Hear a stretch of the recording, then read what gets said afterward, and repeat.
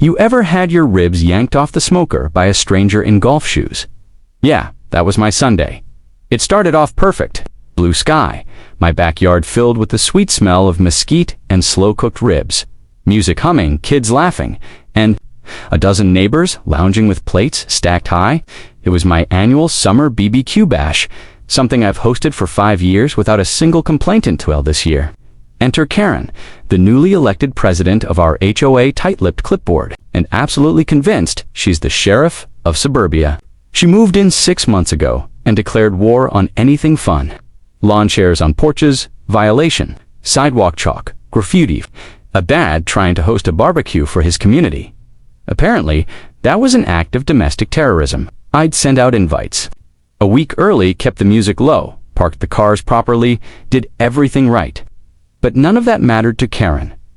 About an hour into the party, I saw her on the sidewalk, arms crossed, glaring like she was willing the brisket to burst into flames. I offered her a plate, trying to be neighborly. She snapped, "You'll regret this." Didn't think much of it until 3 guys I'd never seen before showed up wearing khaki shorts, cheap badges, and smug expressions like they'd just been knighted in some secret HOA cult.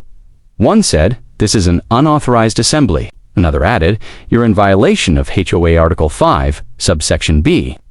I said, "Pretty sure Article 5 covers basketball hoops."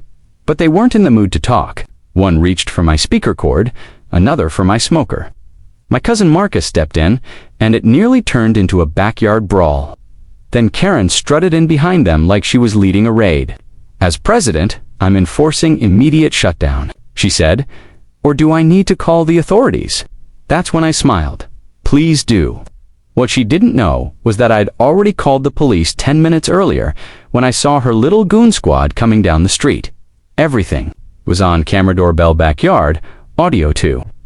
She wasn't ready for what came next. The first squad car rolled up and the air shifted, not from the rib smoke, but from the tension on Karen's starch-pressed blouse.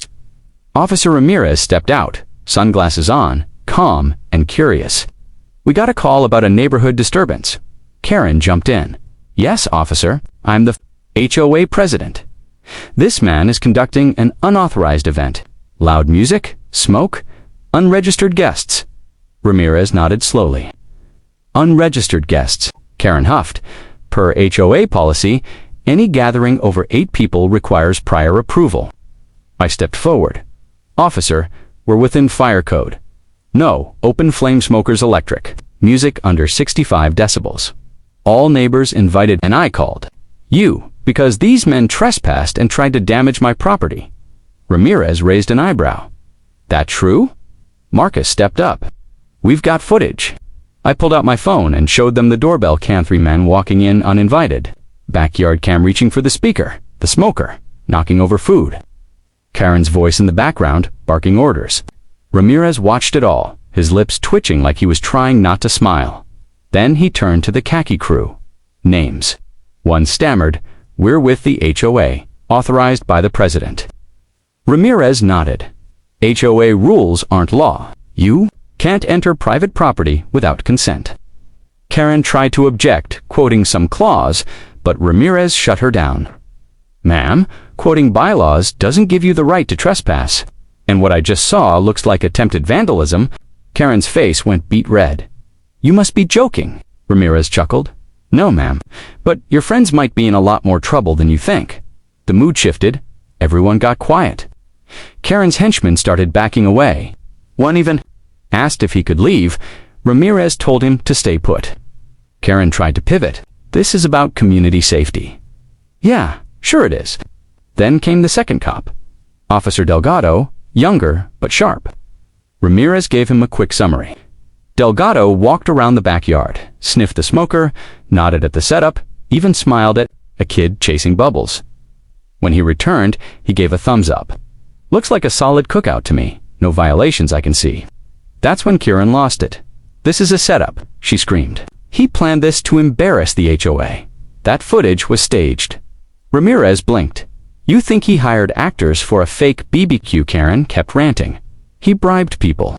Look how friendly they are." The crowd erupted in laughter. Marcus smirked. A neighbor shouted, "Yeah, he bribed me with ribs." Delgado actually laughed out loud. "Ma'am," he said, "do you have any proof of these claims?" Karen waved her clipboard like it was Excalibur. "I have logs, reports, he's disruptive." Last month he hosted a lemonade stand with his daughter. Delgado raised an eyebrow. "You mean that charity lemonade stand?" Karen sputtered. Ramirez stepped in. "Enough. You brought unauthorized individuals onto private property. You tried to shut down a lawful gathering. Now you're making baseless accusations. We're filing an incident report. I suggest you don't trespass again." Karen stood frozen, her deputies suddenly fascinated by their shoes. Then she blurted, "If this is how you treat community leaders, maybe I'll sue the whole precinct." Delgado snorted. "Good luck with that," Ramirez sighed. "Ma'am, I strongly suggest you leave now." You'd think she would, but nope, Karen had one last desperate move.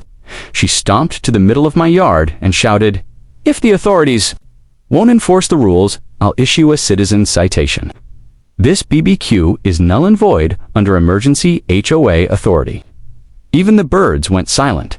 One of her deputies muttered, "Karen, maybe we should go." But Karen whipped out her phone and started filming.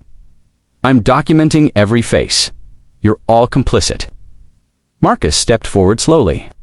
"Lady, you film my family again, and you'll be facing a different kind of heat." Delgado got between them. "Ma'am, that's enough. Put the phone down." Karen looked like she might combust. "This is tyranny. Community standards are collapsing." Ramirez calmly replied, "You've already trespassed, caused a disturbance, and tried to destroy property." "I'd hate to escalate this further." Karen paused, and then, because she just couldn't leave quietly, she pulled out a folded paper and handed it to Ramirez. "This is a formal cease and desist letter. If you don't stop this, you're complicit." Delgado glanced at it and burst out laughing. He turned it to Ramirez. It was a Word doc titled Emergency HOA Order, Backyard BBQ Shutdown, signed in Sharpie by President Karen. Ramirez handed it back without a word. Karen clutched it like it was legally binding. The party was roaring with laughter now. Even sweet old Dolores nearly spit her sweet tea. Ramirez gave her one final warning, "Ma'am, last chance. Leave or get charged with disorderly conduct." Finally, she turned and left, grumbling about lawsuits and fake cops. She marched her task force down the street and out of sight. That's when Marcus raised his cup to ribs, respect, and real authority. Everyone cheered. Officers stayed for a plate of brisket. We ended the night under string lights with full bellies and happier hearts. And the footage, oh, it went viral in our neighborhood Facebook group. Karen hasn't shown her face since. Because when you send thugs to wreck a BBQ and the cops laugh at your fake HOA authority, well, that's a story no handbook can fix. If you enjoyed watching HOA Karen get grilled harder than the ribs, smash that like button, share your wildest neighborhood story in the comments, and don't forget to subscribe. Trust me, this isn't the last HOA meltdown you'll hear from me.